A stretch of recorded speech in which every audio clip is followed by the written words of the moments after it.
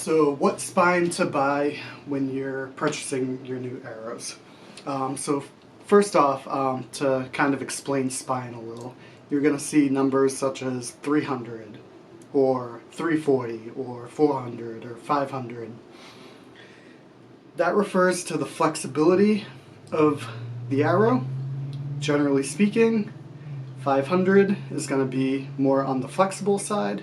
300, this one's 340. That's going to be on the stiffer side. Generally speaking, with a higher draw weight on the bow, you're going to want a stiffer arrow.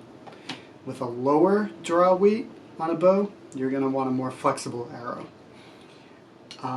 So generally speaking, with my traditional bows shooting around 40-45 pounds, I'm going to generally go towards 500. On my compound bows, you know, say as we approach 70 pounds, I'm going to probably veer closer to 300. Around 60, 63, I'm probably going to veer around 340. So those are just ballpark numbers.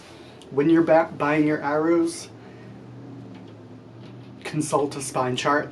I've said this in numerous videos, but if you don't have one, you can check my Patreon. I will provide a link in the description. Or you could just Google arrow spine chart and you'll find one. You're going to want to look at all the variables, draw weight on your bow, arrow length, arrowhead weight, everything's there. If you have any questions, just comment on this video and I will do my best to respond. Other than that, you know, that's just a basic summary of what you should be selecting for a spine. So again, if you're shooting a traditional bow in the 40-45 pound range, you probably want to be looking at around 500. If you are shooting a compound bow upwards of 70 pounds, probably closer to 300, or anywhere in between. Consult the spine chart.